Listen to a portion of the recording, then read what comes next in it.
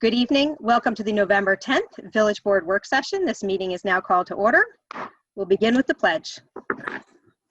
I pledge allegiance to the flag of the United States of America and to the republic for which it stands, one nation, under God, indivisible, with liberty and justice for all.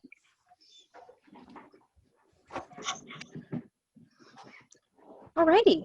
So we have with us our village historian tonight, but before we move on to the formal agenda, I'd like to invite my colleagues on the board who have any announcements to make. Who would like to go first? Rika, you have your microphone ready to go, so why don't you go first? It'll be different today. We'll switch it up a little bit today. Just a few things. I think that the mayor might speak about it a little bit more, but I'm concerned, as I think many of us are, that we are spiking up on the COVID-19 in Westchester County, virtually in every area. We even have a yellow zone in Westchester County. And I know the weather's been great. People want to go out, enjoy the weather, which I'm all for being outdoors. I'm also all for wearing masks. So I'm begging people to still stay vigilant. So that we do not hurt each other as we come in contact with various people whose lives we may be affecting by going to the local CVS and purchasing something and getting those folks sick who work there so hard at the pharmacy and at all of the shops and everywhere else that we visit, and the staff, our own staff and the staff at the school system, etc. So just trying to put a word out there to please watch what we're doing. Also wanted to, as I read through this, that for a whole bunch of people, if you haven't seen it already, the moratorium on all evictions has been extended until January 1st. So it's going right through the end of the year to January 1st. And the measure extends protections already in place.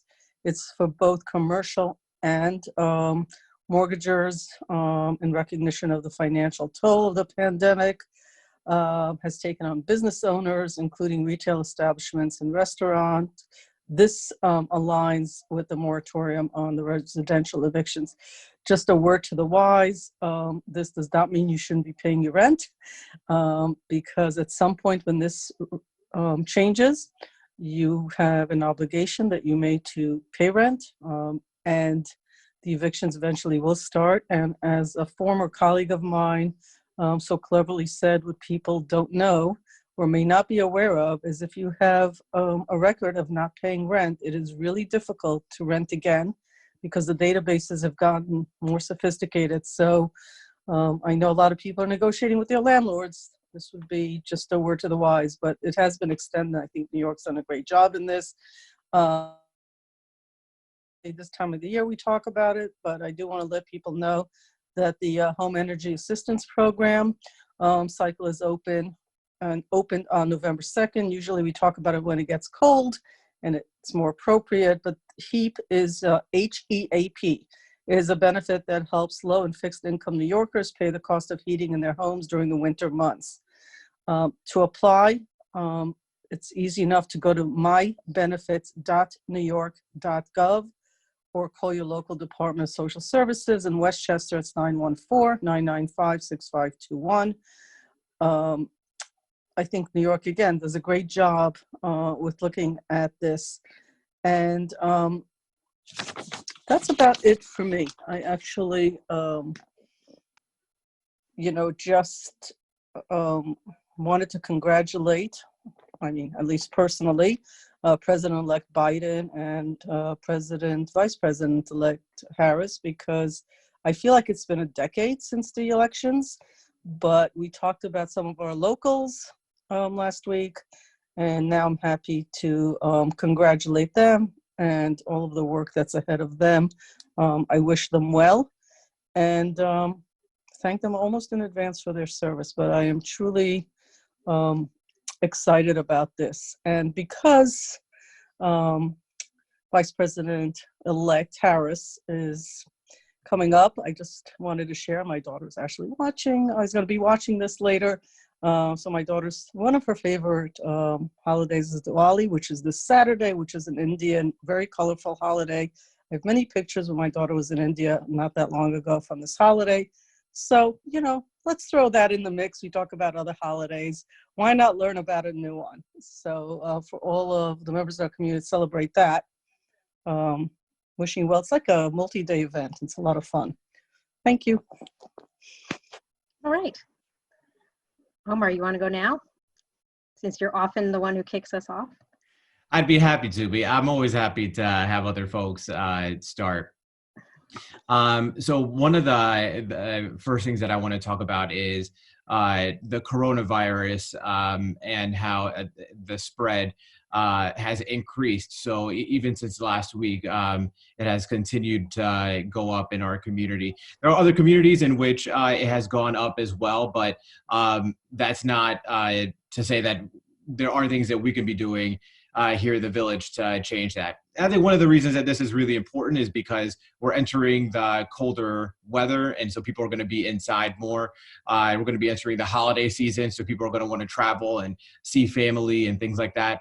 And with the numbers being where they are and the trend being where it is, it's a really scary what is possible. And so last week I tried one approach, and this week I'm going to try something a little bit different in kind of communicating this. So people, human beings in general, are pretty poor at calculating risk. We tend to overestimate the risk of rare occurrences and underestimate the risk of common occurrences. So if you hop on a plane, you may be really nervous, but the likelihood of something going wrong is pretty low. But if you are eating an unhealthy diet, you're probably not worried, but that's the #1 killer of Americans. And so recognizing some of the good news that we heard this week about the potential Pfizer vaccine and how efficacious it could be, up to 90% effective, recognizing that we're on the path and this is not forever, but that this year, just take 2020 for what it is. And it may be that when you're seeing family, you wear a mask inside and doing those kinds of things that you can control, make a difference in stopping the spread. And it really is something that starts with each one of us and the decisions that we make. And so nobody wants to hear me lecturing at them. This is certainly not what this is about, but it's also a dereliction of duty if I, with what platform I do have, I don't, even my dog is trying to communicate the importance of this, that you need to take this seriously. So for those who have been following, was in Florida last week. I'm now back in New York. And so I can speak to what the new protocols are as somebody who's living them. So I had to take a coronavirus test before I left. I took it the day before I left. I took it on Saturday. I left on Sunday. I got here, and then you had to fill out a form at the airport asking you where you've been and to contact trace and if you have any symptoms. And then 4 days after I arrive, I have to take another test. And if that one is clear, and I'm negative, then I am able to return to normal life. Now, in between me arriving to New York and getting that second test that clears me, I have to quarantine. And the benefit that I have is having family relatively close by, that they have a space that I can essentially just live here for a week. That has its own entrance, it has its own bathroom. It's great. It's very convenient and it allows me to do this. But that's an extraordinary privilege to have a space that is like this, and most people don't have that. And so recognize that if you were to try to follow the law to a T and do exactly what I'm doing, it's difficult and requires you to have all these resources. I have my mother-in-law up there cooking me meals and just bringing them to the top of the stairs. God bless her. And it's like she's happy to have me in her basement for a week, but we can only fit one person at a time here, and not 30,000. And so we can't all rely on this as an option. So recognizing that, please take whatever steps you can to try to stop the spread. And that's the main message I have tonight. Thank you for giving us that personal insight and for taking it so seriously. Anybody else have announcements or comments tonight? Manny or Bob? Bob says no. Manny says no. Okay, then I'll just pick up on a couple of things that were mentioned. Since we've all mentioned, all of us who spoke have mentioned COVID, I will, yes, comment on what's happening here in the village, as well as what we're seeing in the schools. Anybody who has children in the schools is getting updates nearly daily now of positive cases that have been in one or the other of the schools. AMD sent people home, the middle school, in the middle of the day on Monday, and had all virtual for today, and fingers crossed for Thursday. Claremont has had some challenges. So while we were really on a good streak for a while with the schools, and I don't think that it's necessarily indicative of the schools not abiding by all of the rules, because they really do seem to be very consistently enforcing all of the regulations. It's just that we are seeing a significant increase in Ossining and across Westchester County. When today's active number of cases came out, we were up to 65 in the village. Last week we were 49. The week before that we were 24. So you can see it's really growing in the village at a concerning rate. So I reached out to some of our key staff, as well as Lindsay Farrell, who is the head of Open Door. And Open Door has been instrumental in working with Portchester. Portchester is that area that is a yellow zone in Washington, in Westchester right now. And I asked her, what is the threshold for a community becoming identified as a yellow zone, which she just indicated was the positivity rate, or the number of positive tests over the number of total tests over an extended period. So Ossining has not reached that yet, but it is obviously concerning for us, as it is for a lot of other communities. I know Peekskill has concerning rates right now, and folks are keeping an eye on it. And there's a lot of concern that Thanksgiving is going to increase the numbers even more so, as well as college students coming home from college. And all college students are supposed to follow those same quarantine guidelines that you just heard Trustee Lopez talking about, getting a test before they leave wherever they are, quarantining when they get here, and then getting another test, and if both of them are negative, only then coming out of quarantine. The state DOH is monitoring all zip codes, and if they see a trend, they will ramp up testing, which is what they have done in Portchester. There are resources from the New York State Department of Health online about where you can get free testing, and the Open Door in Ossining has been consistently providing testing to folks if you aren't able to get one through your own healthcare provider. Karen, you looked up this. Do you have more advice on COVID testing? Okay. Then I want to mention two other things. We are well into our village budget meetings. The proposed budget was the focus of our board meeting last week. Thank you very much, Manager DeTore and all of the department heads, for putting together a really terrific proposed budget. We've had some interesting conversations already with, I think actually we've been through most of our department heads. We have few more hours to keep reviewing some of the final departments, and then making our overall decisions about that will determine what is the final budget that we'll be approving the first week in December. And the good news is that the tax rate is going down.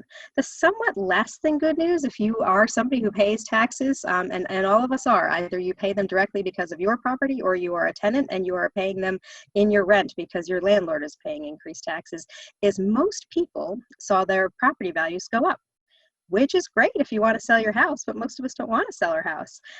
So the good news is your village tax bill will actually be going down a little bit, so that will help with your village tax bill, which represents about 25% of your property tax burden.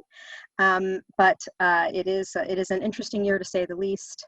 Assessment rolls always have quite a lag. This year's assessment roll reflects the real estate market that ended on July 1st, 2019. A million lifetimes ago, but that was when the real estate market started really going in a very positive direction as far as the demand for houses in Ossining. And one of the most interesting conversations that I think we've had during our budget meetings is with our town tax assessor, who does the tax assessment for the village of Ossining, the village of Briarcliff, and the town of Ossining. And we learned from him that he and his colleagues in his industry are seeing the strong real estate market that's happening right now, and that is anticipated. The COVID real estate market will impact the assessment rules for the next couple of years, which again is a good thing if you are happy to have your property be very valuable. But because we have an high effective tax rate here in the Village of Ossining, we're very conscious of wanting to bring our tax rate into to make it a more affordable community. And one of the ways that we've worked on that is by having a 0% tax rate increase for the past 4 years, and this year we're even going to go down. So the question is, how far do we go down?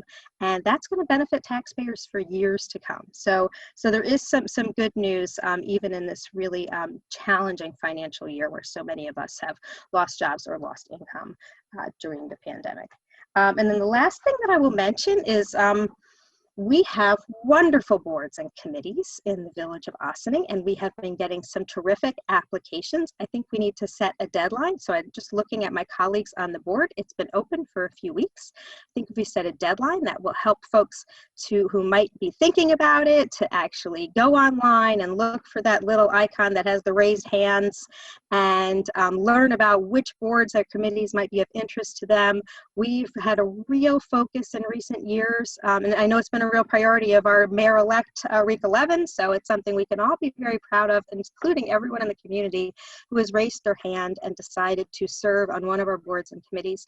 It's a great way to make use of your skills in life or to help you develop more skills in something you might be interested in. And there's something for everyone, whether you're passionate about the environment or land use or housing or economic development.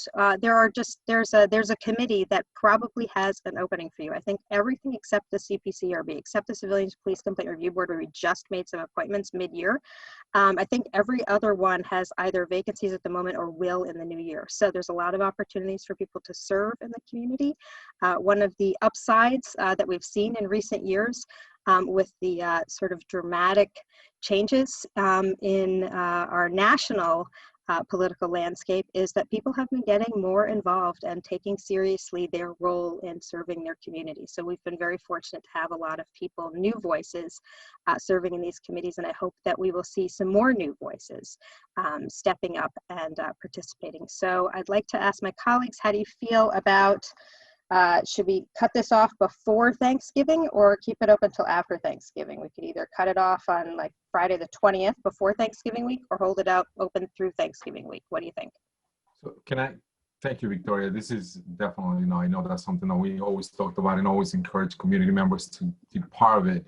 I guess my question is be to Karen and Maddie. How many applications have you seen in total, not in particular interest, but how many have we got so far? I think that's actually a Jamie question. Oh, okay, Jamie.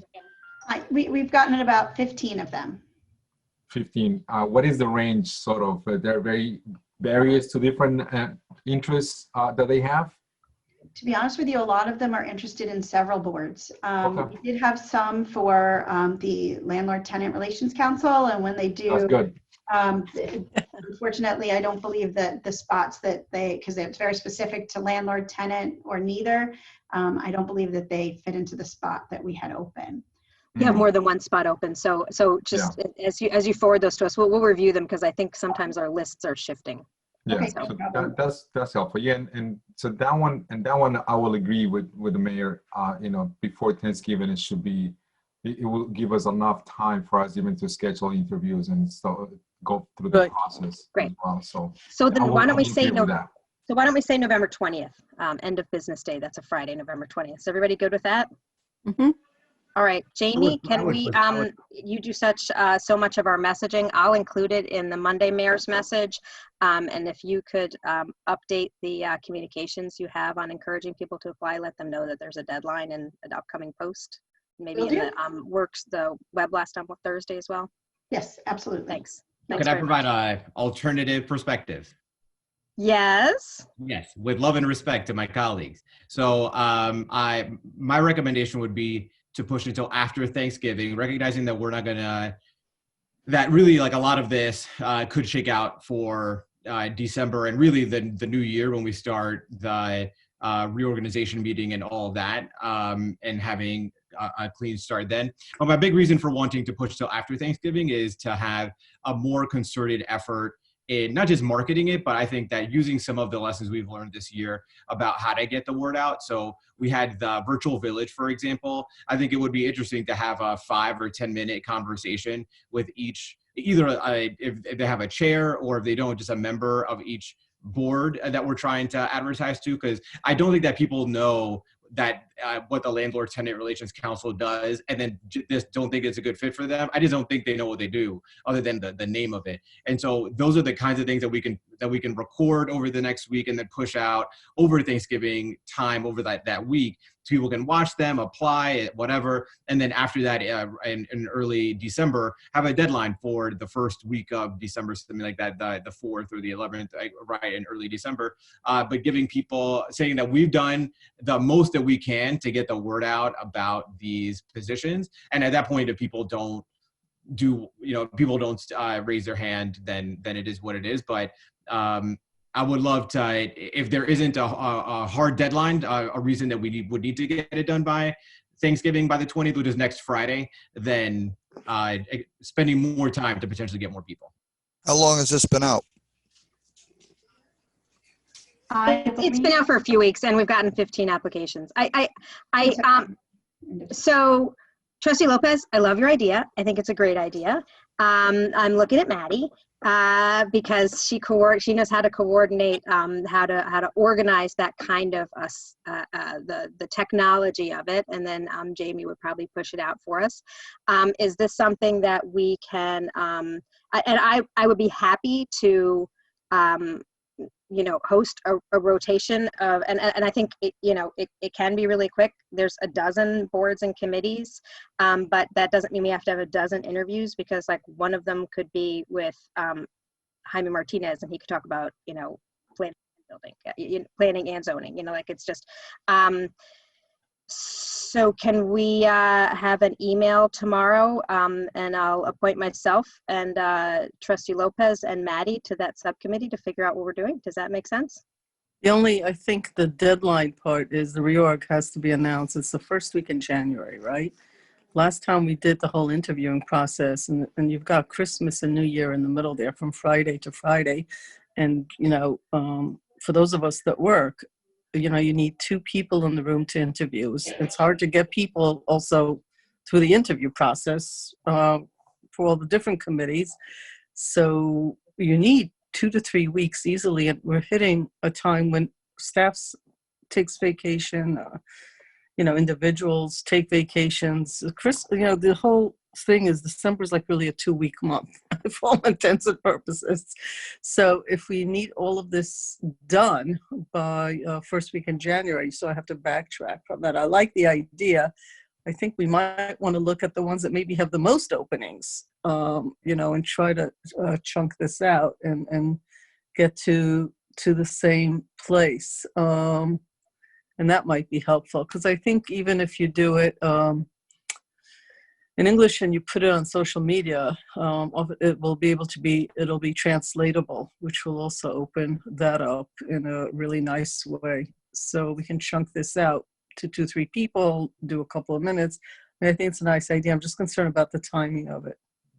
Yeah, I mean, it's too bad that we didn't talk about this when we first launched it, because obviously that would have given us more time to put together a fun program. But let's not make a bigger deal out of it than necessary. We have figured out how to organize these virtual conversations.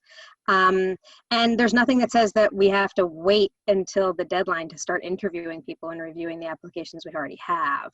So Jamie, if you and I can connect before the end of this week, and you've been emailing me the information as it comes in, maybe we can I don't know if you've been documenting it as one document or putting it in a folder or something. That would be helpful for me to take a look. And then some of the interviews would be for Karen to do if they're land use boards, and some of them, it doesn't really matter which 2 of us it is. But it is helpful if one of us who is interviewing, is providing some insight into areas of interest of the applicants. Of course, sometimes the applicants say, I'd be interested in 6 different things, in which case, then it really doesn't matter which 2 of us it is. So we can start some of those interviews, and really one of the benefits of everything being virtual is it gives us flexibility where, oh, 2 people are available at lunchtime on Tuesday, Right. so let's just get those 2 checked off the list, and then we'll just keep a running log of what our impressions were from each interview, and then work together to figure out what you guys want to have on your first agenda of the year. Oh, some of them are mayoral appointments. Obviously, since we're transitioning, I wouldn't make any appointments right now without talking to Rika. So, all right. Great. Thanks. All right. Sounds good.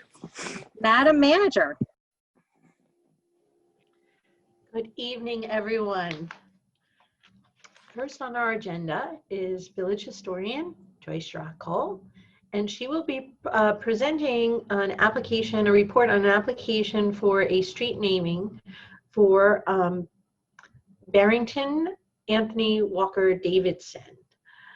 So with that, I would like to introduce our village historian. Welcome, Joyce. Thank you. Hello, everyone. Did you want me to read this in full, Mayor? The report that you provided to us? Yes. I mean, everybody received it, right? Everybody on the board had the opportunity to read it. So I'll leave it to you if you'd like to maybe, why don't you tell us, this is only the second time we've experienced this, and it's only your first time going through the process. So why don't you share for everybody really what you've been tasked with and what your process was, and then highlight for us some of your key findings. How about that?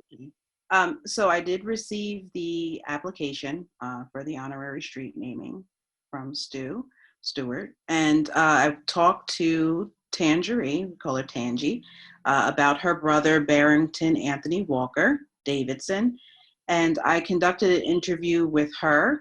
I also spoke with a family friend and a friend of her brother, David Ashley, and I was contacted by a former teacher and friend of the family, Brenda B. Hunter.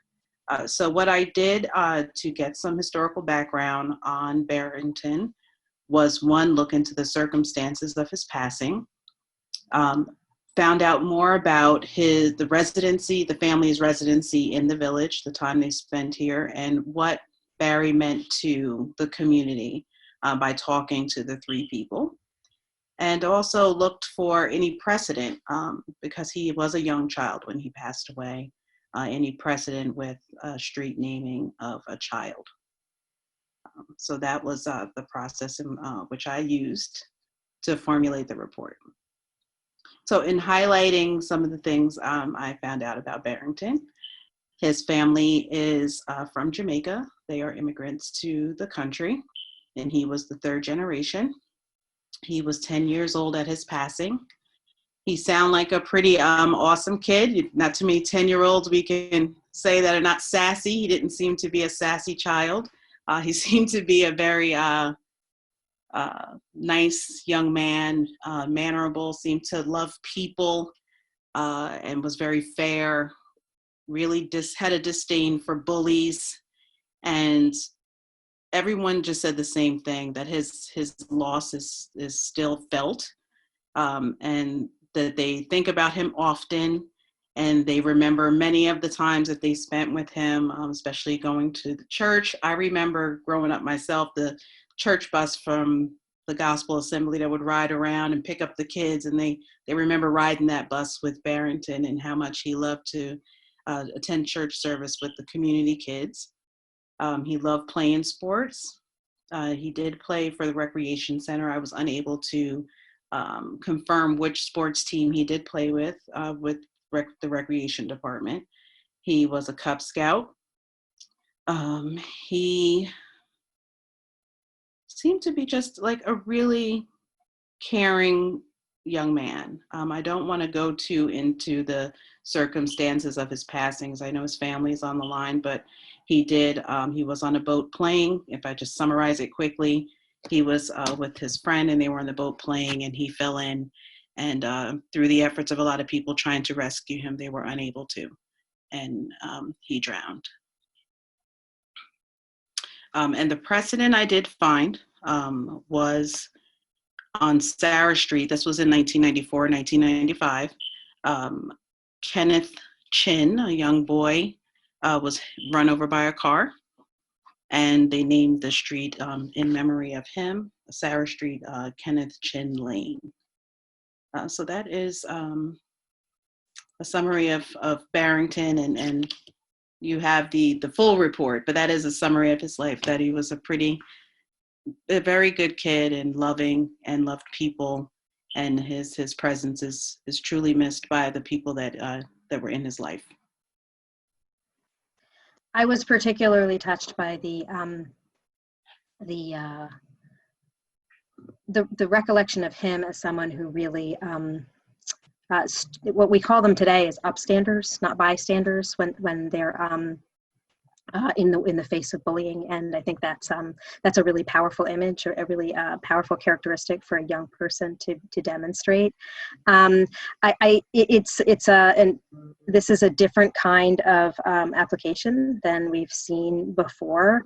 And I will just remind folks that this is only the second time since the village has put together this policy as our approach for creating honorary street names. There have been honorary streets named in various parts of the village over the years, including 2 during my tenure, that we took different approaches for, and for different reasons. But we realized that we really should try and create some institutional consistency, so that whoever is sitting in these seats has a game plan for how to make a thoughtful decision about how, when, and why to name an honorary street. There are obviously other ways that people in our community have been honored, whether it's most recently we named the skate park for Gregory Jackson. There have been benches that have been named in honor of people. There have been trees planted and named in honor of people and organizations. But this particular approach, this particular process that Joy is providing us a report on, is for honorary street naming. And Stuart, you helped us write this policy. And I didn't give you a heads up, so you may not have it in front of you. I just wanted to refresh our memory of what are the standards. And Joyce, if you have it in front of you, because you've been spending so much time on it, I don't mean to put Stuart on the spot, but what are the qualifications that we're supposed to be considering in determining if the appropriate way to honor somebody is with an honorary street naming? Mayor, the policy provides the application. Well, it talks about how long the person, basically the person's contribution to the area, how long the family has lived in a particular area, and what it requires is for the village historian to review the application, conduct research as is necessary, communicate with the applicant and other individuals to report, and then to present their findings to the Board of Trustees. But basically, you base it on the application and then the follow-up by the historian to determine if it's appropriate to do an honorary street naming. In this case, in memory of Barrington Anthony Walker-Davidson, and that's based upon the policy that the village adopted. I believe it was last year. We had one. We also have another one that's in the pipeline now that will come a little bit later. But it basically is just a matter of having this particular consideration based upon the policy. Thank you for that. So I will thank you very much, Stuart, for recapping it for us, and Joyce for providing us with your report. Fellow colleagues on the Board of Trustees, it now comes to us to decide if we believe that that this is an appropriate application for naming an honorary street. And then if so, we have to decide what street. We'll confirm what street. I can start. So I'll look up the policy to get the specifics, but one of the things that I remember was there were certain kinds of qualifications that we looked for. Stuart mentioned contribution to the area, but there's also, like, if if someone had lived there for a long time or contributed for a long time, longevity was one, but also if it was somebody that was prominent, but maybe was there for a shorter period of time, but was able to kind of put Ossining on the map or whatever it was. Prominence was also something that was considered. This is something that I think is interesting because by definition, this person didn't have the opportunity to have longevity in the community, nor were they noteworthy with respect to like fame or something like that.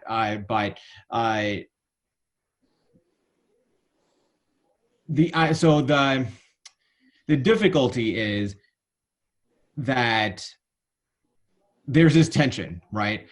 On the one hand, in what world would I want to deny a family the opportunity to elevate and remember someone that they cared for? And the death of any child is a tragedy, and to be able to commemorate this soul in such a public way, I think is consistent with our values of wanting to value those most vulnerable among us. And I think that is a beautiful thing.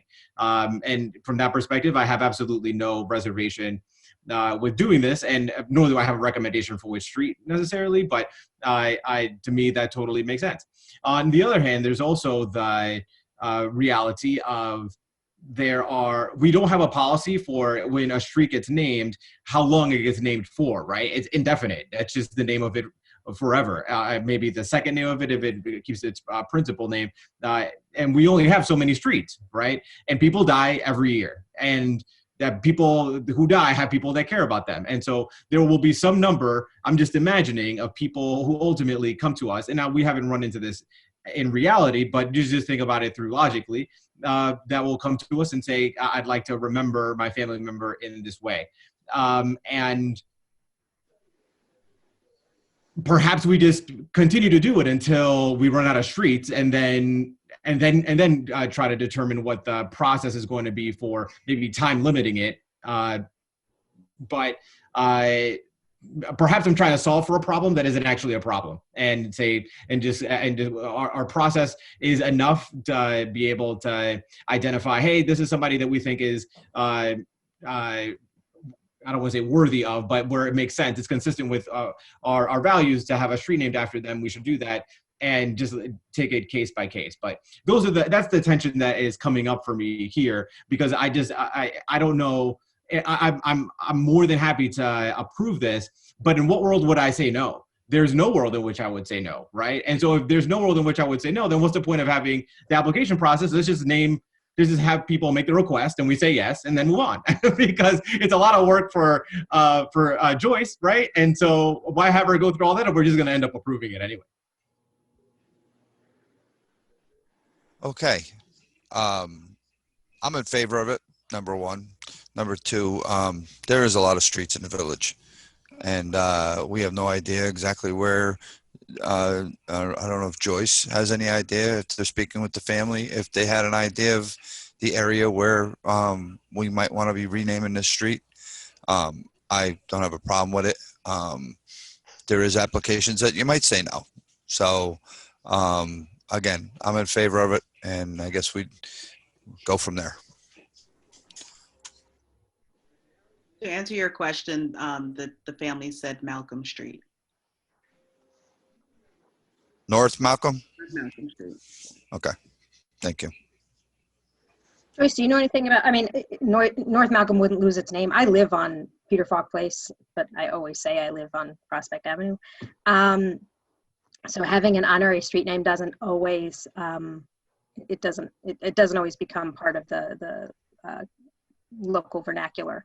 Do you know very much about the naming of North Malcolm? I'm assuming it's named for Malcolm X, but I don't know that. No, but I can get that if you give me 2 minutes to walk away from you. Really, 2 minutes is all you need? You have it like in some wonderful stash of local. Yeah, I have it very close to me. All right, go ahead, because I think somebody else probably wants to comment, and you'll be able to hear us. Rika, you have your mic off. Yeah, so- I do. Sorry. Or was your mic waiting. on, so I figured you wanted to say something. No.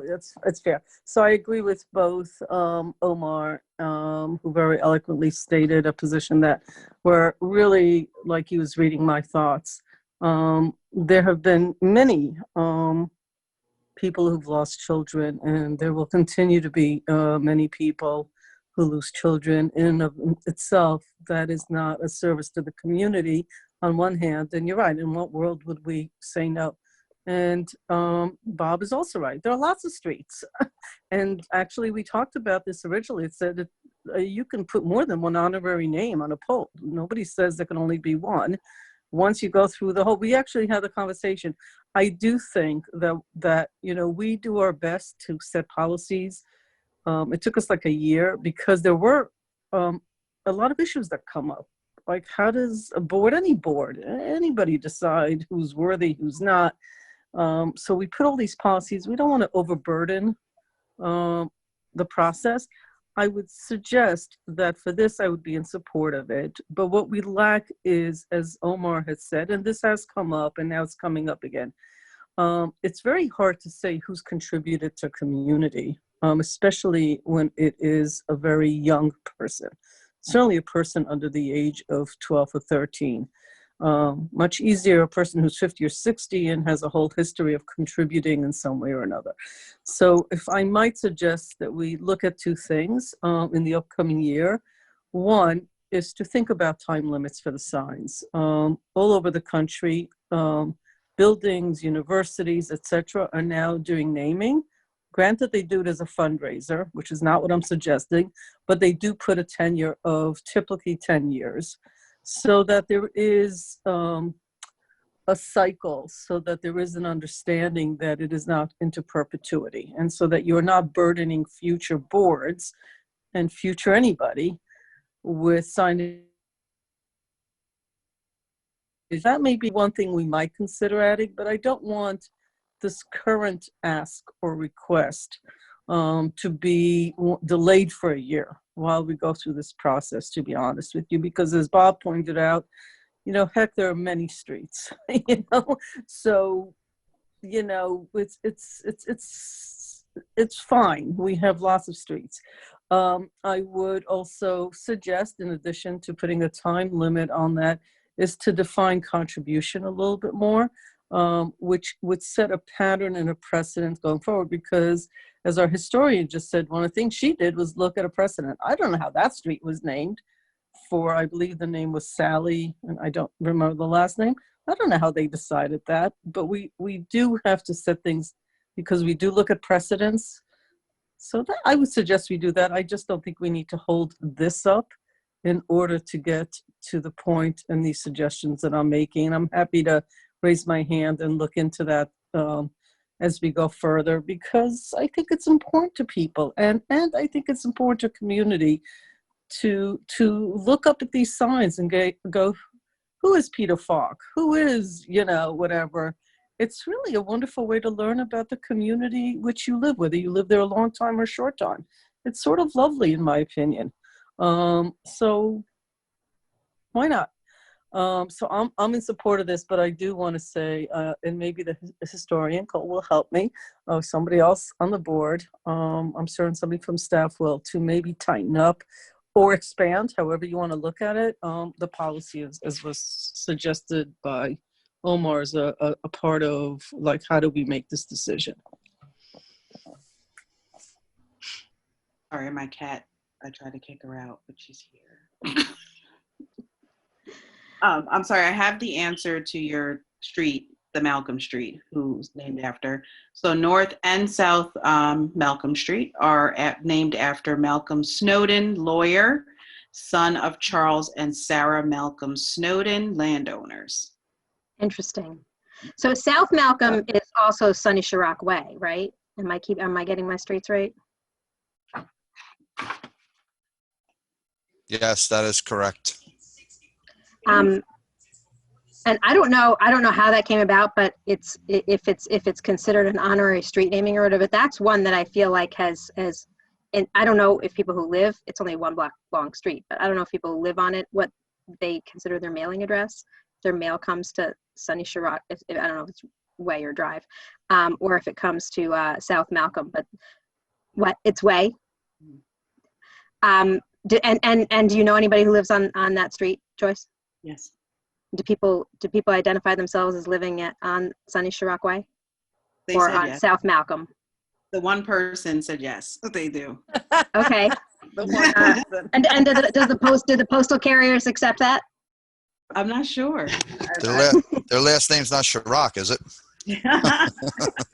No, we moved.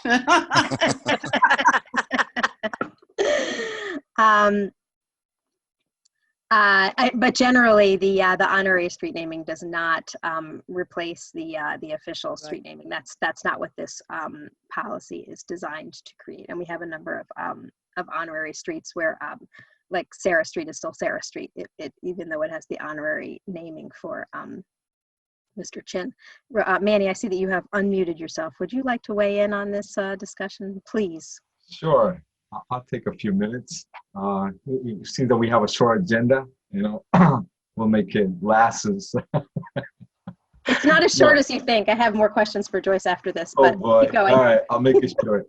Thank you, Joyce. This is it's always helpful, not just going through the process that we went through. I remember when several years back when I first brought it to the board, the renaming of one of our streets in here, and that kind of, and then there was a second time, and that kind of started us rethink our policy, and that's where we came out, and every time that I think we do something, we kind of go back and said, oh, what is the stuff that we actually should be looking, and how do we do this to make it better?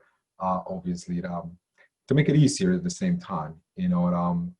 As much as I agree with everybody that made the comments in here, I'm in favor of this and renaming that street and through all the stuff the letter that I read that you wrote for us, the understanding and what that means. Maybe for someone it means doesn't mean anything, but for a parent, for a daughter, for a brother, for a sister, it means a lot, and that means a lot. Regardless of the contributions that sometimes we may be qualified. What do you qualify as contributions in our society, in our community? So I'll be in favor of this application. One thing that I want to kind of piggyback in what Rika said about term limits on the sign, that I guess we'll have a different discussion in regards to that, because I don't, I as much as I just don't agree with that concept, So, and even if that goes through, I guess my questions, if we ever have if we have this discussion, my questions will be: so what happens to the streets that they already renamed for something else, on honorary rename to that? Are we going to take the signs down? Do they have to reapply for this? So, that's just, out of the top of my head right now. So I'm not sure if, again, this is not a discussion that we're having right now, but that's something that just, I was thinking, well, what Rika mentioned, that, it's a 10-year limit for a street to rename or be renamed for in behalf of somebody else and honoring somebody else. So, but Joyce, thank you so much. I know it's a lot of work, and we get to learn a lot about members in our community here. So thank you. So Joyce, you have been a very busy historian during your tenure already, I know. One of the things you have done is created a spot on the village website where you have links to different historic presentations and information. One of the things about the street namings is it's just the person's name. And while we always do a proclamation, or at least we have in recent years, like we did a proclamation when we did Chief Joseph Burton Way and when we did Reverend Caulfield Way, but I gave the proclamation to Star Bethlehem Church, and I'm sure it's sitting on a shelf somewhere, but anybody who now sees Reverend Cofield Way, which is that block of Broad Avenue, I mean, they could look up online the information and maybe they'd find something, but I think you know where I'm going with this, Joyce. Do you want some more work to do? Would you like to create a space that, because, for example, when we did the Gregory Jackson skate park, there's information about him. Like there's there actually, I mean, there's signs for him, but I think there's actually a write-up as well with a photo of him that talks about why it's named for him. And it might be nice if we could, for all of our honorary street names, I mean, it's a little easier if it's somebody famous like Peter Falk, but to be able to, but for somebody like, if we want to tell the story, and I feel like I'm getting a sense of support for this honorary street naming for Barrington, if we want to tell Barrington's story, I think we might want to really be thoughtful about how we present that. And I think one of the reasons why we can say his story is important for people to understand is that we want to celebrate his kindness and his compassion and him looking out for his peers and his understanding of the importance of standing up for other kids and protecting other people even in the face of bullies. I think that's just a really nice message, and that's the message that we do want to lift up in our community, and it might be something that we could, if we were simply doing a proclamation and giving it to the family, we would probably acknowledge that as part of the reason why we would be honoring him. But if there's a way that we can include that in something that anybody in the community could look up and say, who is this? He has quite a name. That's going to be a really big sign. Barrington Anthony, I'm not looking at it. I can't. He's got two last names too. I'm sorry? Walker-Davidson. Walker-Davidson, thank you. Who is this young man, or who is this name, and learn who he is? It would be nice if there was an easy way for them to find that person, and that would be, on the wonderful landing page that you've created. I will say, for any in recent history, if we have a proclamation associated with it, Lisa Nestor from the manager's office can probably pull that up, and so you have some language already that we could maybe put into a small paragraph. So I've said all of this as and I've volunteered you for another task, which I know you're not short on, but you're smiling and nodding, but we can talk about it later. I don't need to make you commit to that online right now, live. Okay, thank you, Joyce. Thank you, Joyce. Excellent. So then, am I hearing from the board that we want to move forward with this honorary street naming, or are we sharing? I know we all shared reservations for a variety of reasons. I think the idea that we want to tighten up or adjust or modify the policy is because it's really tough to say no, and I understand that. And eventually, whatever the policy is, it's going to be up to the discretion of the board. So. I'm not sure that that the decision we're making today, as was expressed by some of my colleagues, that this young man actually checks the boxes that we created as our structure, and yet it's at our discretion that we seem to be moving forward with it. And I think that whatever you create as the parameters in a policy, if you modify it or not, it's still always going to be up to the discretion of the board, but at least we've had a process to get to this point and consider it. And it will, I pity the board that in the future decides that they're not going to move forward with a very thoughtful request for a loved one. So good luck on that. So then the next step would be that we would have the opportunity to vote at a legislative session on the official honorary street naming. Is that so? Stuart? We have to call a public hearing, so it wouldn't be until December the 4th. Okay. So we will, under December, well, you mean we would call a public hearing the 18th and then?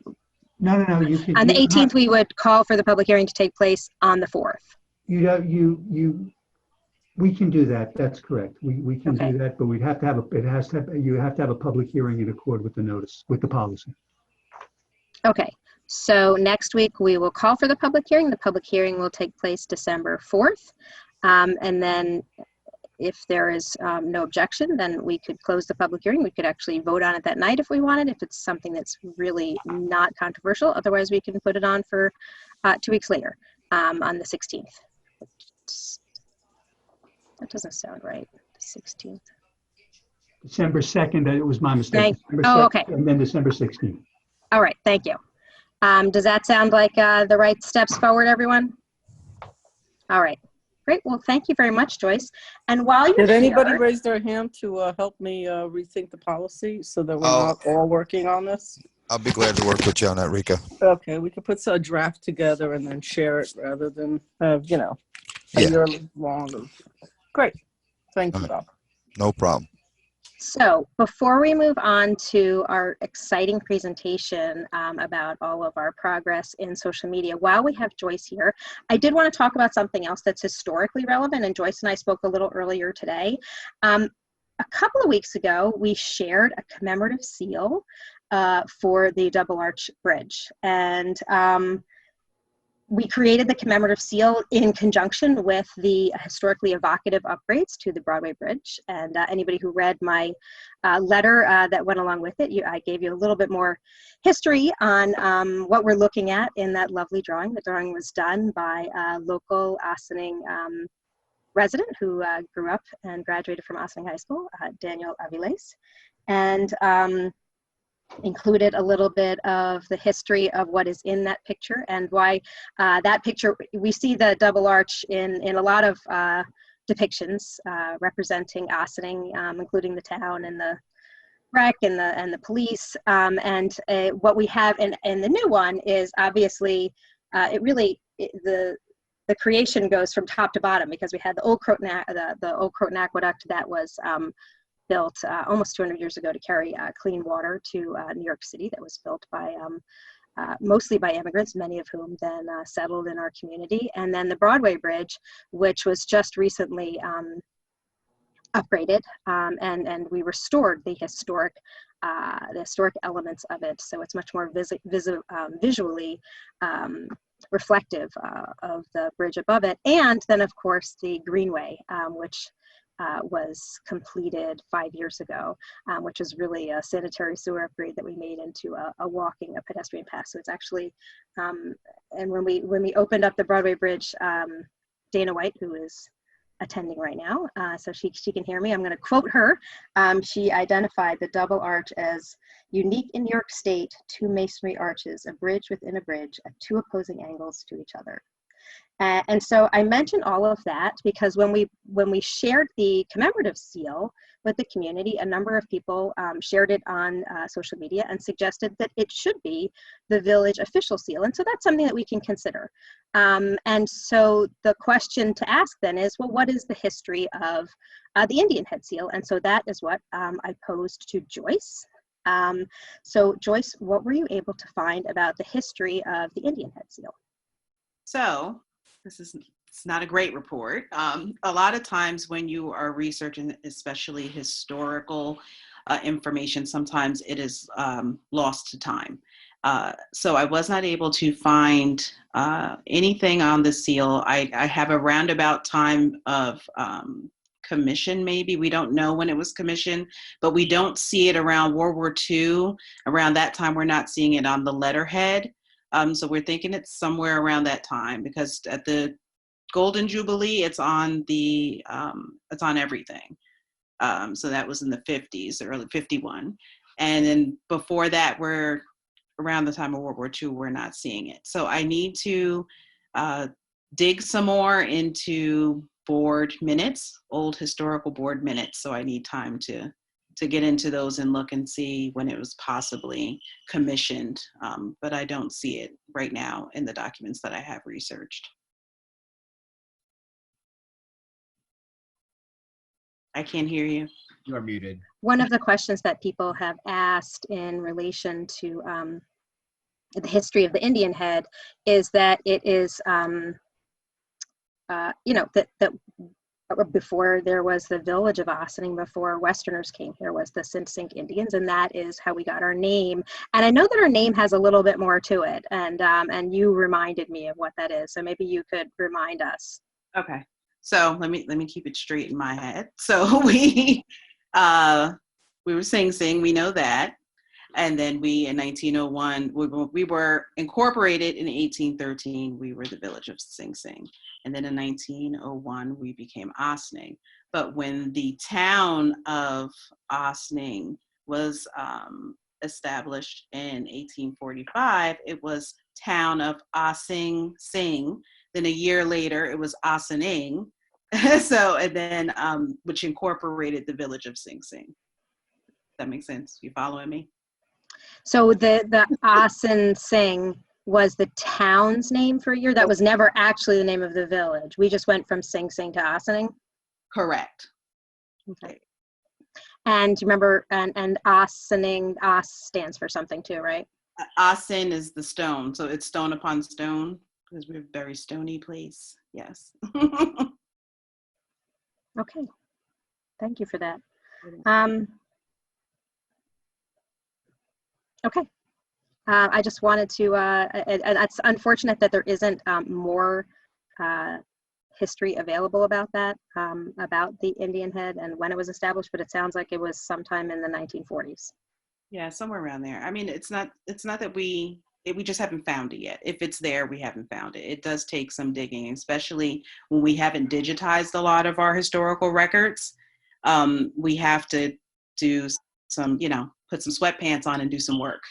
So, yes. Okay. Well, I don't have any more questions for Joyce while she's here, but if anybody else does, now would be the time that you can ask Joyce questions. Thank Sure. you. Yeah, sorry, I'll go quick. The only question that I have, in addition to sending gratitude for you, Joyce, for the work that you've done, is if you can speak a little bit about the progress of the COVID project that you're working on and how folks could get involved. I'm also interested in spreading the word to the Spanish-speaking community, and so if you can give me some details about the project that I can pass on to them as well. Sure. So it's going fairly well. I'm working with the Ossining Public Library. They have what they called a LibGuide. So all of the submissions are actually live, and they go on and you can see on the Ossining Public Library what people are submitting. And the submission, I'm really impressed with our village and the things that people are coming up with, beautiful poems and stories about how they're living life now. And I actually had the information to participate translated into Spanish. I gave it to Ro Moran, who submitted, and I've been trying to find a new way to get to the community, the Hispanic community, to kind of get some participation, because I really feel in 20 years, you want to see that you're represented. And this is a good time because you're doing it yourself. It's not up to someone else to make sure you're included. You're able to insert yourself into history. So I'm really trying to get everyone to participate and have their voice heard or read or seen in whatever way they feel possible.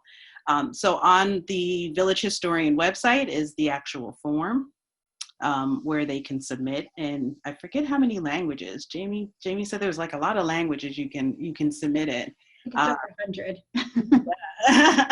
So it's really powerful. And the kids, I have the high school is able to get community service hours by participating in this project, and they have been really stepped up in the submissions, and they do like it in their community service hours, but I'm reading what they're writing, and I think that this is a cathartic means for them to get out what they're feeling about living in this time. So I think it's been a great experience for everyone.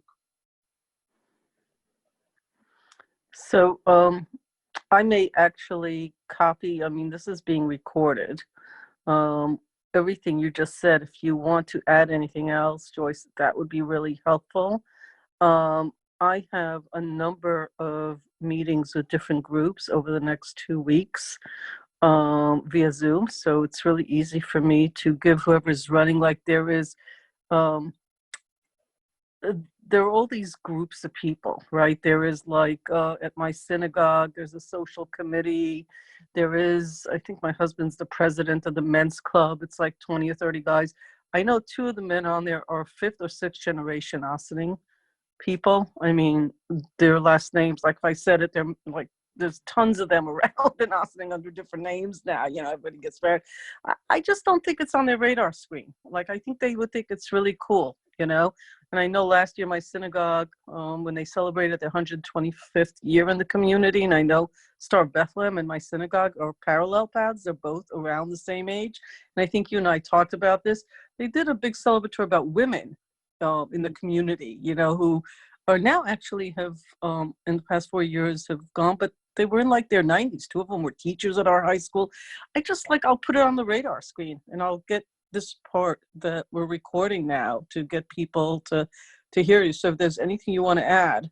There is something to add. So when we're talking about looking back at history and when we're researching people, like you asked me about North Malcolm Street, those people were landowners and a lawyer. When they were doing that, they just wanted a house and they wanted an occupation. They weren't thinking that we'll be studying them this many years later in awe of them just living their lives. History is just a culmination of ordinary people doing ordinary things and sometimes extraordinary things, but it means something to us. It's part of the fabric of our lives and our community. So I want people to realize their contribution and their lived lives right now are going to make a difference to people 20 years from now. They're going to want to hear what they were going through. They're going to want to see it.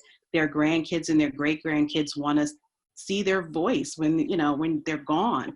They just want to be able to experience them. So I think it's very important that we have an opportunity now to participate and be a part of history, that we should take advantage of it.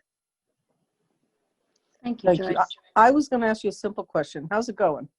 No, it's fine.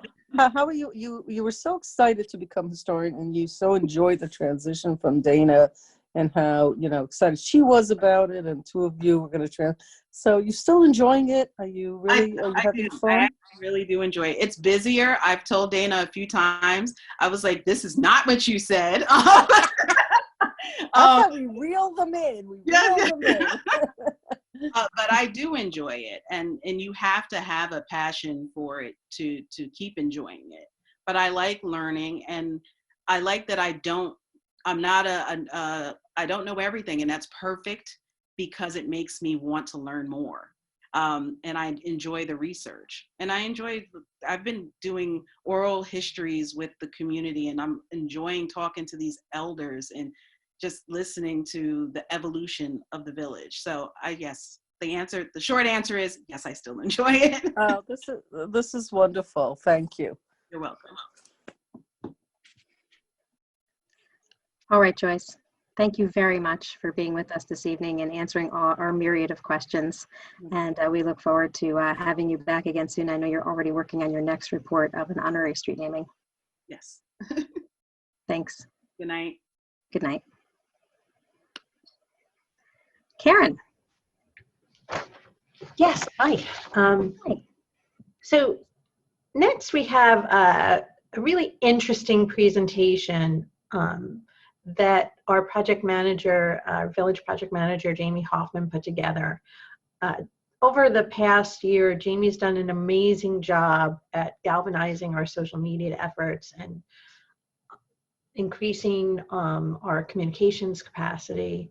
And she's put together a presentation that'll take you through a lot of the work that she's done and the analytics behind it. And it tells a really, really great story about how we're honing our ability to reach out to the community on many fronts, and that those efforts are working in a way that we're surprised by. Without a large marketing capacity here, without any graphic designers, without any consultant support, Jamie's been able to pull this together in a really compelling and effective way. So with that, I want to turn it over to her to give you the village's social media updates and analytics report. Thank you, Karen. I just need to pull up my presentation here, and I'll share my screen.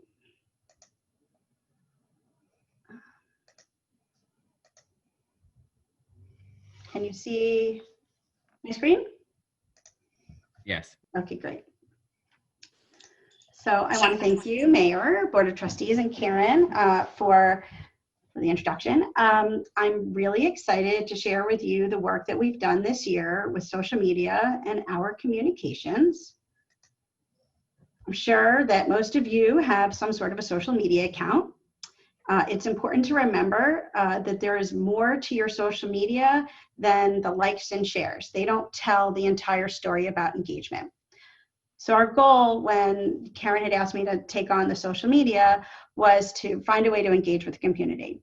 And an engaged community, the elements to get one there is to have a shared vision with which is accessible and has value, communication which is written simply so it doesn't create any confusion, and to be consistent and transparent in our format. This way, the more participation we have, the more value is created between the interactions that we have with our community. So let's talk about what happens behind the scenes and how we create our content. One of the most important things to do when you are doing social media is to have a voice. Our voice is personable, objective, respectful, accountable, and transparent, which are all things that we feel that represent the Village of Ossining. Next is the content within our posts. Ours are informational, which consist of the services of the village, our staff, and consist of information about what's happening locally in Ossining, the county, as well as in New York State.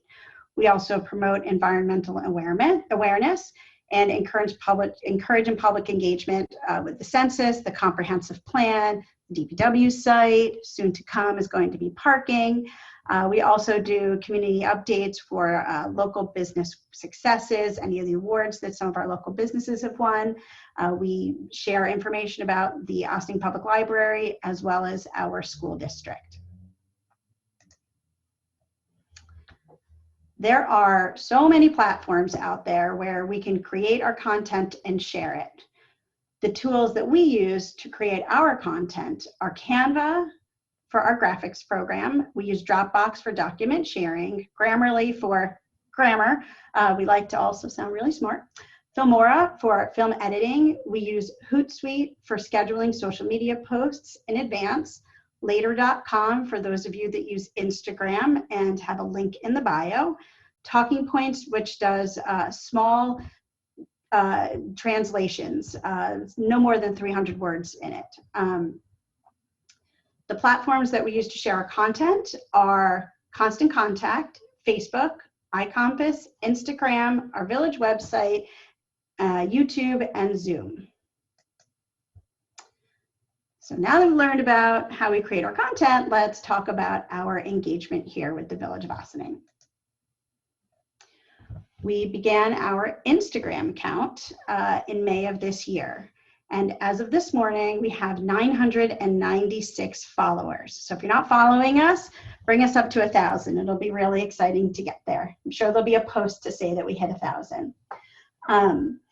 The posts that have had the most engagement so far this year, you'll see some of the images from those posts are COVID related, regarding recreation, hiring, things that are going on in the community, engagement, emergency information, environment, and housing. Most of the people that follow our page are women between the ages of 35 and 44, and they are online basically all day except for between 6 a.m. and 9 a.m. And I can attest to that because I'm sort of within that demographic, maybe a little above.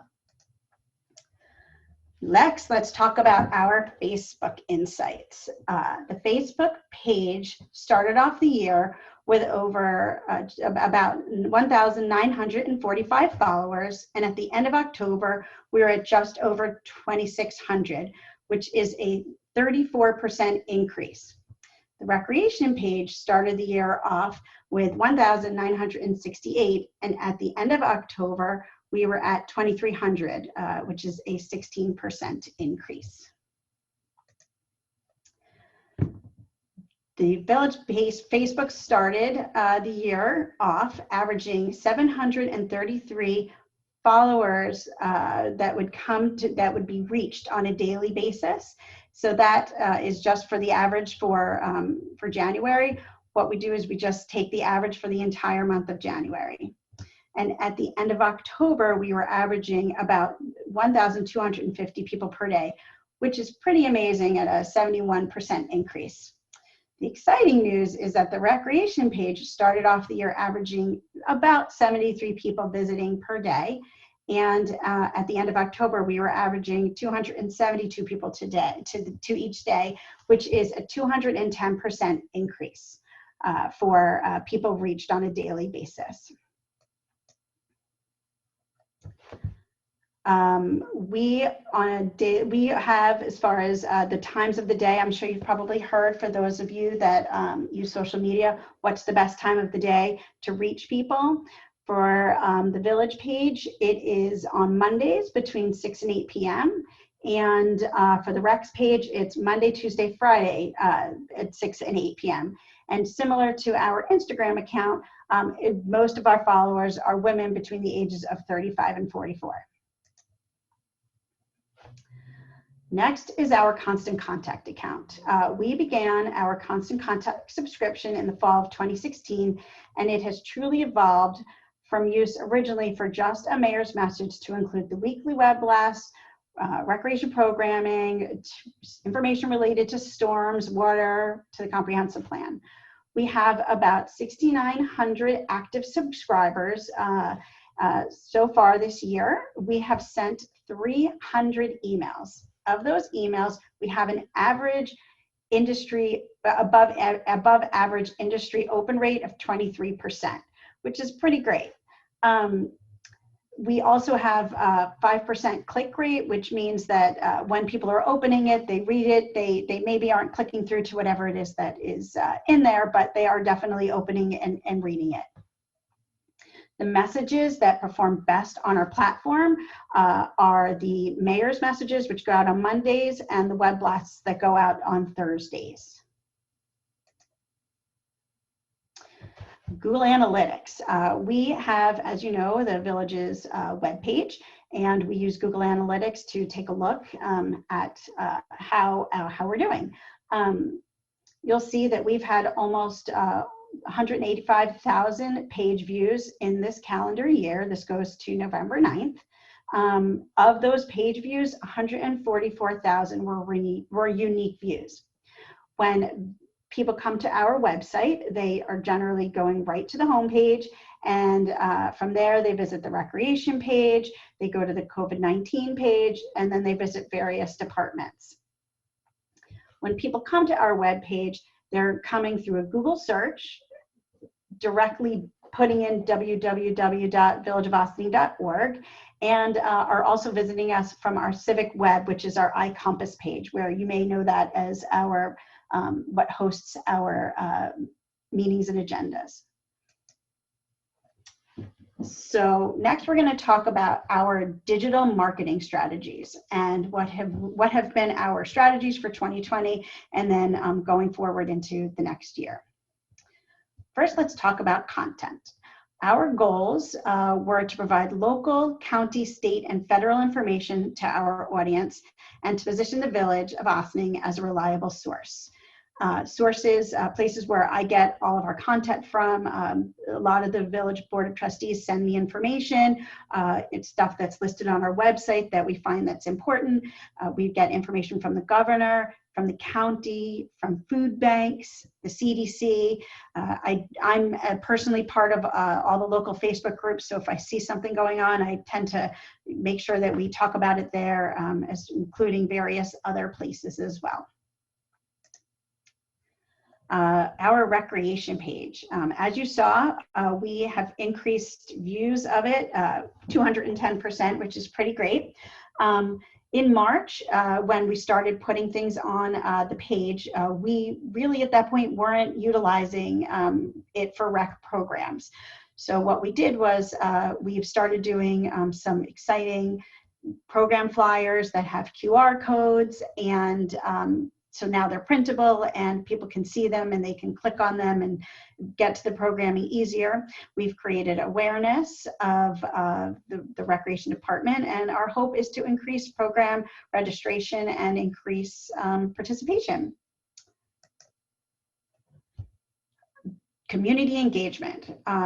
Until COVID, the community engagement in the community was regularly captured in person, and through our social media accounts, we're now able to deliver information to the community to engage online via email blasts and social media, which we've done comprehensive plan information, as you all were talking about earlier, to get the village board and committee positions that are open. And we started listing job positions open that were open on our page that were not, where they didn't require a test, like lifeguards, crossing guards, and so on. As we move into 2021, we're looking to expand the village's toolbox. So speaking very, back to what Trustee Lopez was talking about with the virtual village, with discussing the different information about the boards, that ties into my idea of us doing informational podcasts. This way we can talk to our audience to personalize the messaging. We can simulcast in various languages. We're looking into various ways to do that. We would like to create, or actually reopen from 2017, the Recreation and Parks Instagram page, which I got a live person from Instagram to talk to. I'm pretty excited. I'm hoping that'll be up in the next couple of weeks. We also would like to create project share kits for community stakeholders to share. This is very simple. They're kits that consist of a flyer that outlines your project overview and can have a QR linked to it that goes directly to a web page with all relevant contact. So if you have a stakeholder that you want to share your information, you can give them something and it can be individualized and they can share it with all of their constituents. Going forward, we'd like to create a strategy to move the community dialogue to the next level of engagement with engaging of ideas. And I just want to thank you all for your time. I hope you've learned a little bit about how we curate and share our information here at the village.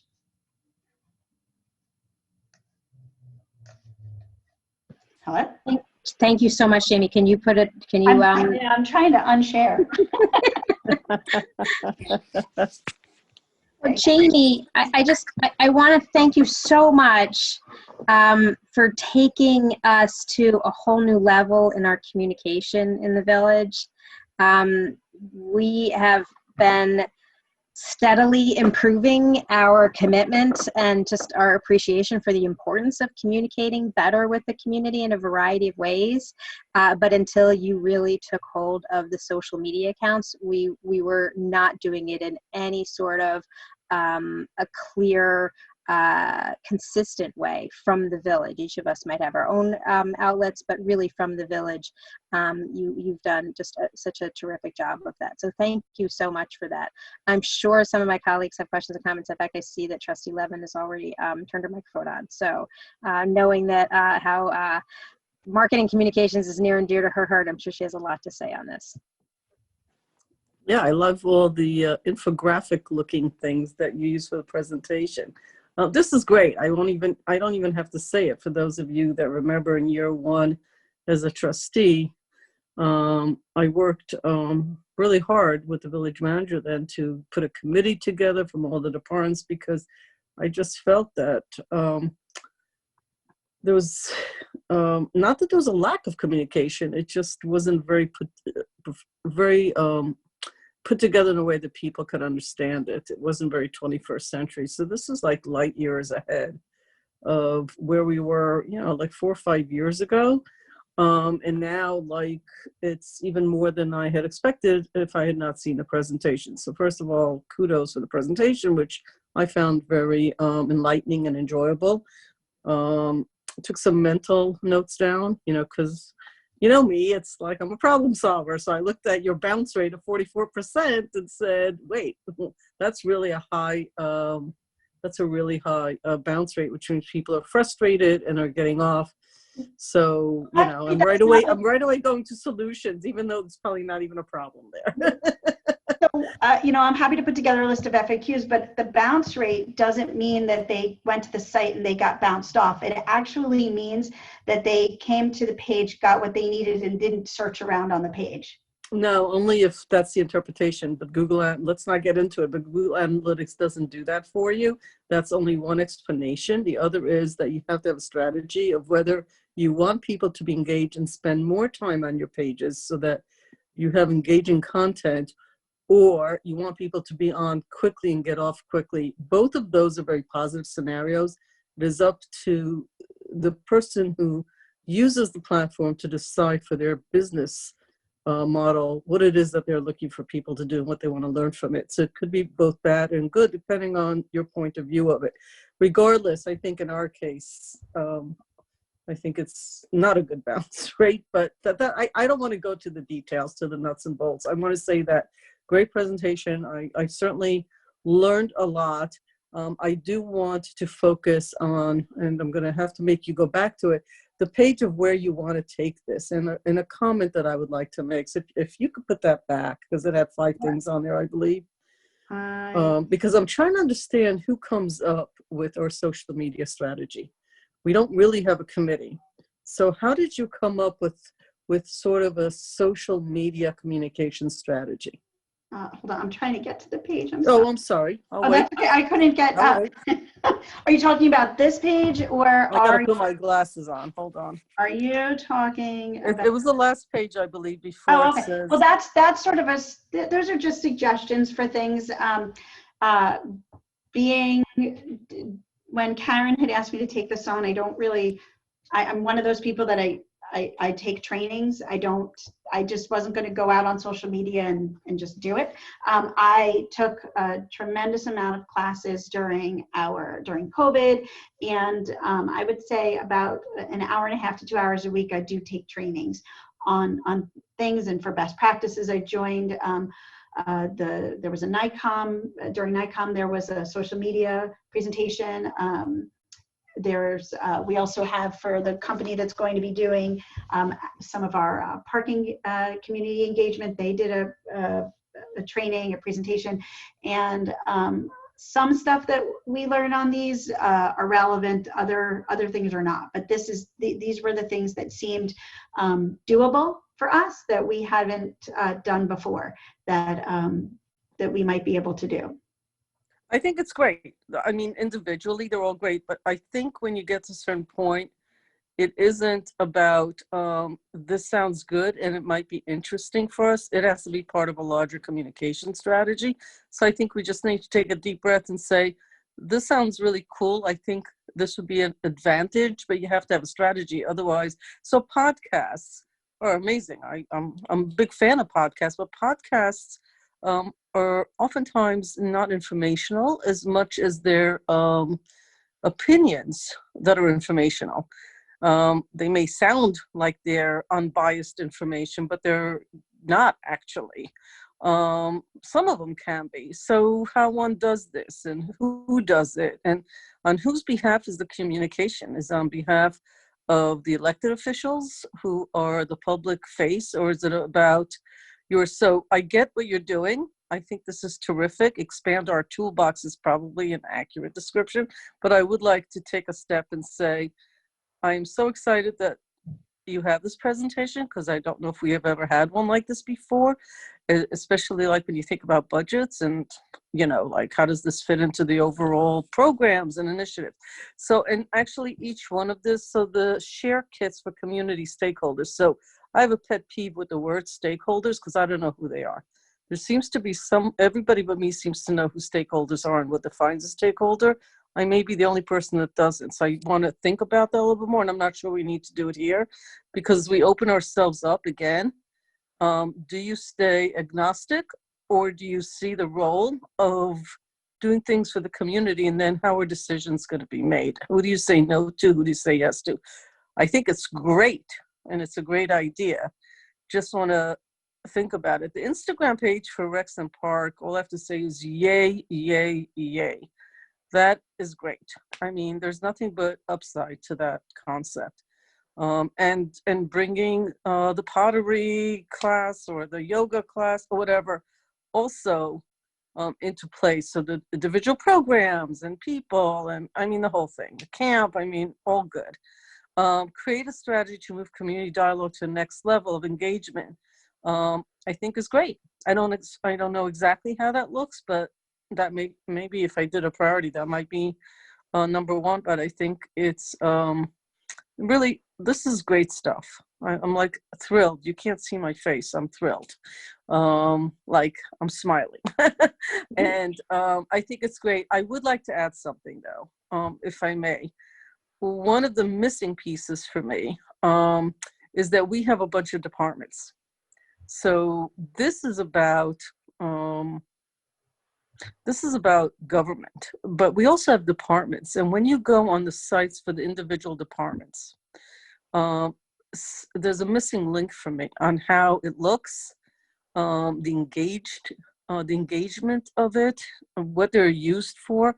I've already spoken about how I think the police, when we originally had some sort of a steering committee, must be 4 or 5 years, the police was like supposed to be a sub-site that sort of happened, didn't really happen, and there isn't a consistent look. And we may say they don't need to have consistent looks, but if I may suggest expanding our toolbox, I'm not sure it's a toolbox, but how the departments, some department heads are more eager. Case in point, Recs and Parks, beautifully, just done amazing stuff. I think DPW, not so much so. And arguably when people, I know that may not be an exciting topic, but it is to some people. And it's an opportunity to also teach people about our rules and regulations and not make them read through, no offense to Stuart Kahan, a lot of laws. But how to keep the streets clean could be part of that. We tried something, it sort of worked it. And so I would just throw in one more box in there about connectivity for the departments that we already have. Would be very interesting to me as a part of a strategy. I don't know if you thought about it, Jamie, and if it's just maybe you feel it's in good shape. What are your thoughts on it? I think that there's always an opportunity to grow, and that is definitely something that we've been talking about internally. You'll see some of the videos that we've done that we go out there and we videotape the staff doing various different things. Yep. And we talk about that. I would say on deck is definitely building and planning. We just need to find a way to push the information out so that it's clear, concise, and positive. Yeah, I know you've done a lot with the comprehensive plan because there's like very obvious opportunities for public engagement. But what I have really enjoyed is like some of the slideshows of things that have been going on. When it comes to DPW, there's there's really obvious things that you can take pictures of. So that's a little bit of an easier thing to share.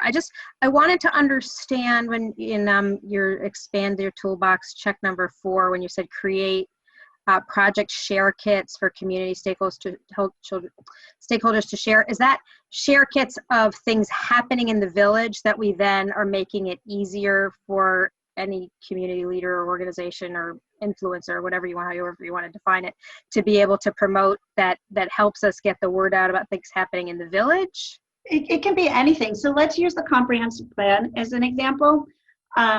So let's, we have the different groups that we want to get in touch with, that we could come up with a page that has on our website that's got links to all the information that we need to have reviewed, but we need to get them to see it. So we could do a page that obviously we don't want to use paper, but sometimes that's how it gets distributed, and it can say that community stakeholder's name on it. It can have an overview paragraph on it with the QR code, and people can scan that QR code and it takes them directly to that page that has all the information so that they can, engage in the community. It can also be with parking, like let's say that we want to make sure that like Open Door, we want them to contribute. We've got their patients, and then you've got the doctors. They're different people. So you can have when the patients come in, we can give them something that they could give to their patients to give them an opportunity to, and I don't know how the engagement's going to go for that, but that's just an example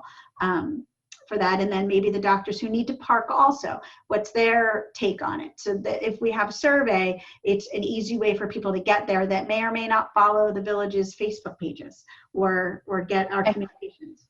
Okay, I understand now. So it's really, it's extending the messaging that you're already putting out there for village initiatives or village communications, and trying to find more avenues, whether Right. It's other community organizations that can push it out to their, Right. Okay, thanks. That's helpful. It's just something we haven't done before. And in this day and age where we really can't, through this pandemic, we can't necessarily reach everybody. It just gives us a better opportunity to have more people that we reach. Yeah, it's a great way to really take advantage of the community or connections that we have, and really reach. It's taking advantage of trusted sources and having those trusted sources talk to their contacts about projects that are happening in village government that are really relevant to people. So that's one of the challenges we always face when we're trying to undertake these big community engagement initiatives. So having a new strategy for doing that could be really helpful.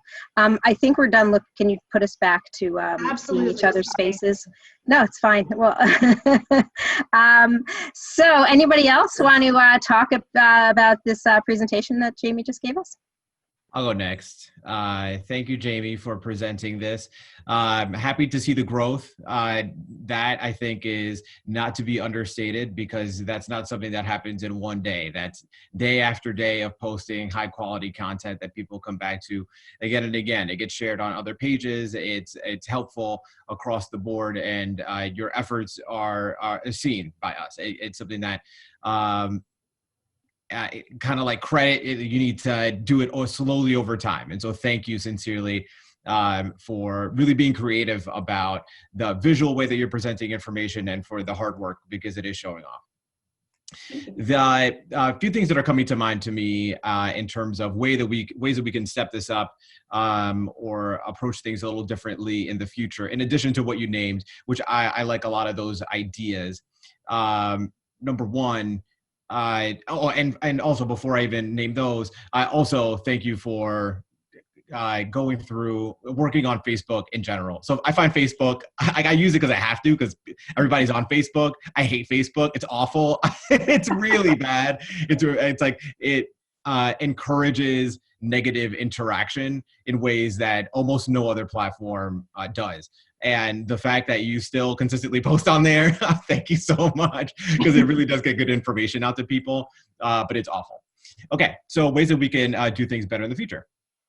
I noticed that the emails that we send, some of the highest open rates are the mayor's message and the weekly message you send on Thursdays that has the community information on it. But our click-throughs are quite low across the board. And my feeling is, and this is the feedback that I've gotten from the community as well, particularly those Thursday emails, they can get quite lengthy. And because many of the sections are very similar week after week, my suggestion would be to experiment with having, if we could have like, as an example, Tim Ferriss sends out a weekly email, and it's basically like, here's what I'm reading, a link, and then some language. Here's what I'm listening to, a link and some language. And to say like, here are like the top 5 things. If you were to scan through, here's like an event to go to, here's a thing you should know. And then like for the full thing, click here and you'll see the full email that has all the information with all the things. But that will incentivize people every week to go, well, let me just, I have 30 seconds as I'm going through my email. Let me just see what the highlights are. Okay, these are the highlights. I want to click through the whole thing. I can do that. But if not, then not. And I think that at the very least, experimenting with changing the format could be helpful. The other piece of feedback that I've gotten is that it's only available in English. And so that's one of the challenges. And I don't know if, like, from Constant Contact, if having Spanish language email list makes sense or something along those lines. But because those emails only go out in English, that has the limiting nature of it. So to whatever extent we can send that in other languages, I think that would be great. And if it's limited, if the language is limited in the email, then you could have them in English and in Spanish in the same email if it's not super long. Next is the no, I should have written notes. I was like, oh, I'll remember.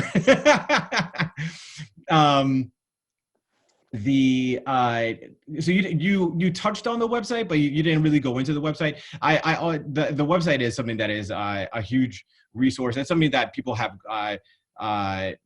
the board in the past has put a lot of resources into it, and you've done a really nice job over time of curating it and having it be a place that people go to. And so I just want to encourage you to keep doing that. It is really helpful to send people there. The information is laid out logically. I think all that is good. So please definitely continue to do that. With the ideas that you have in terms of the guiding principles, there's actually a slide that you showed early on that showed what some of the guiding principles you have are of transparency and accountability and so forth and so on. To me, that is right. Those are the right ones to have. And anything, whether it's these one-pagers, whether it's a podcast, because I think all those are good and right, and we should continue to build things with respect to those specifically, because the reality is that we don't have, other than wanting to get the word out about certain things, we don't really have a strategy. And so those guiding principles all sound right to me. If you were to go, if you were to show the presentation one more time. Sure. If you could. Yeah.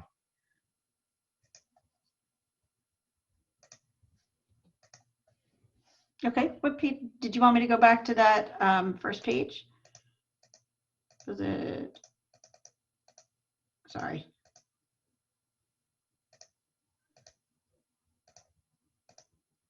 This one? Yeah. Okay. Perfect. Yeah. So this is exactly it. But if you would actually go forward to the demographics.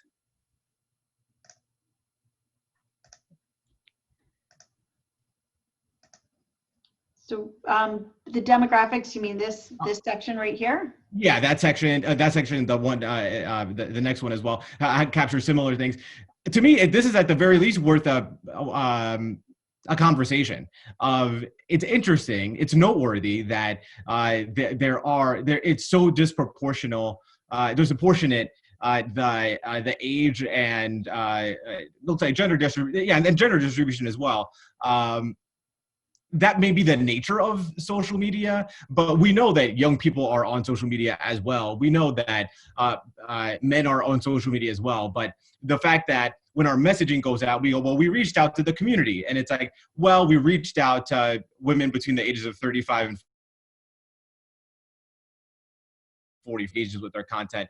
The reason that I want to bring this up is because when we're thinking about getting the word out, like for example, with these volunteer boards that we have, that we like, let's get the word out. We're going to post it. We post it on our Facebook page. Look who's going to be seeing it, right? And so when we look at who's responding to those things, we're saying if we want to diversify the age of the people that are on these boards, that this doesn't have a racial composition, but so I can't make any comments with respect to racial composition of this, but that's something to consider at the very least with respect to age and gender, that if we want to diversify the boards or whatever else we're trying to get the word out about, expanding beyond social media or thinking creatively to post in places where our page doesn't get a ton of activity, I think is something that makes sense. So like Ossining Dads, like can we double down on in Ossining Dads, which is already a relatively small group because men aren't using social media like this, but and we should, because we know that they're not engaging in the same ways. Or like, I know that like IG is where the kids were, they're not really on IG, not like my wife's on IG. Now you got to go to TikTok. But like, what is it? Are we going to have 1,700 things that you're going to be following? Like, no, you don't want to be doing that. And so I get it. But the reality is that we're not on TikTok. We're not getting those 13 to 24-year-olds. You know, they're somewhere else. And if that's the thing, like, is it annoying? Yeah. But it is what it is. Like, that's where the people are. So we can keep doing what we're doing and reaching out to like the I'm not cool enough to make those videos. you know what I'm saying? Like that's the conversation I'm trying to have. I'm just presenting the issue and would love to hear your thoughts, but that's where I am. Thank you very much. Oh yeah, sure. Do you want me to take this down, Mayor?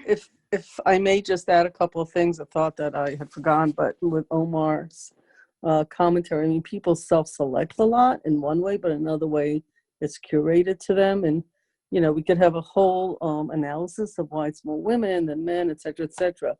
But we do know the population in Ossining is a little bit skewed to women, but like half a percentage point statistically. But you might try, again, a thought, for like 25 or 50 bucks. Again, Facebook tends to be an older demographic, but Facebook also owns Instagram, so you could do it together. But, you know, for 25, 50 bucks, you could actually do a, you know, a boost or a paid ad even, to just change the demographics and say, you know, men between the age of like 35 to 55, a couple of times a month. It's not a lot of money.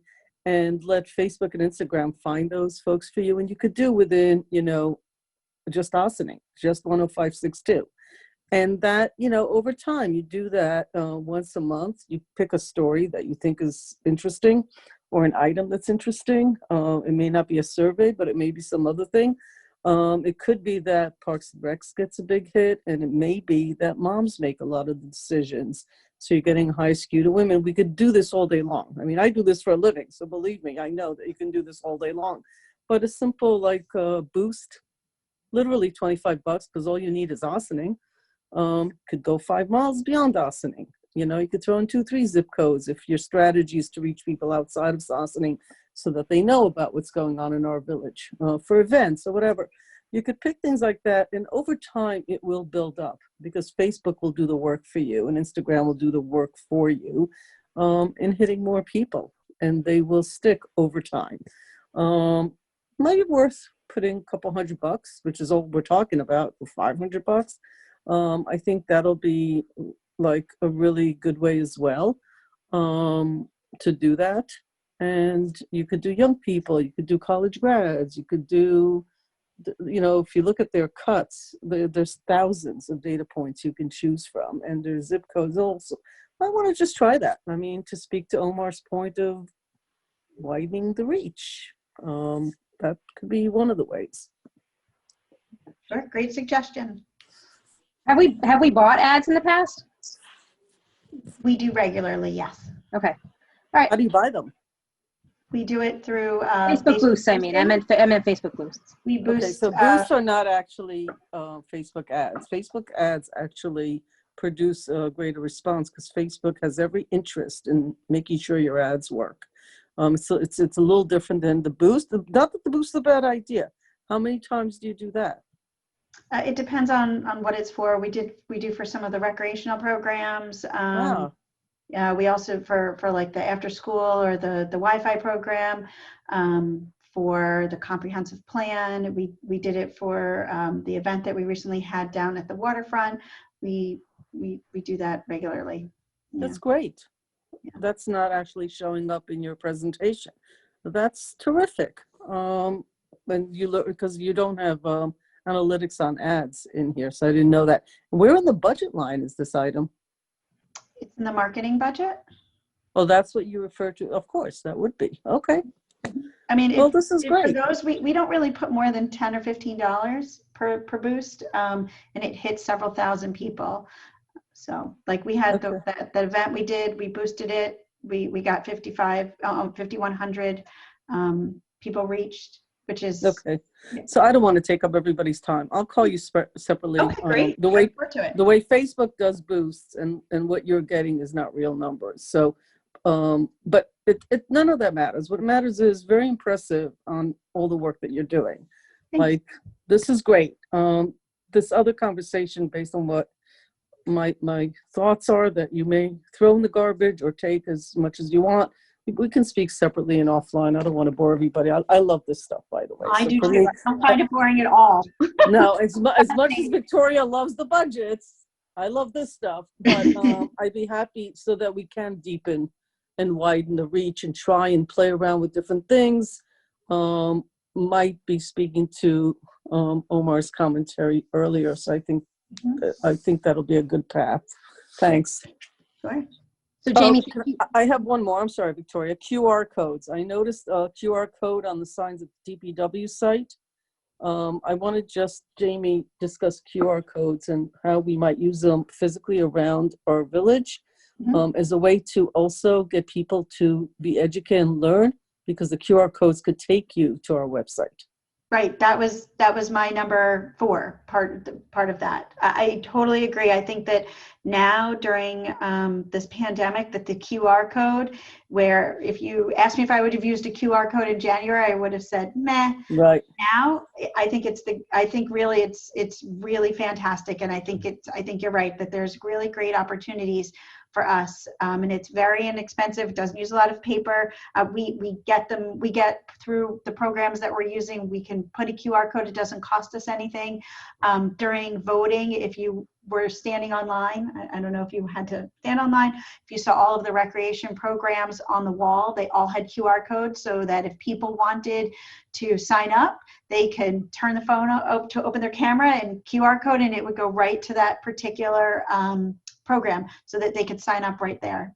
So yeah, but I actually signage, like what we just discussed with our historian, you put a QR code to some signage, it will automatically take you right. To the website to tell the story of that sign. It could be used in any DPW situation for education.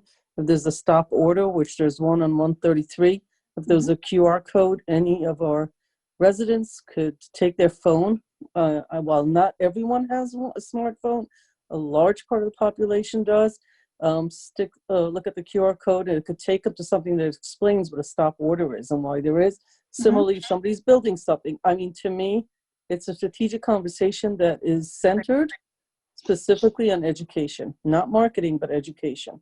I think it's a great So idea. thanks. Just wanted to put it out there because it gets me very, I'm glad that you're thinking of that. It's just terrific stuff. I'm done. I'm not saying one more word. Sorry. That's it. We're done. So Jamie, thank you for your very in-depth presentation. There were still, Manny or Bob, do you have any questions or comments for Jamie about this?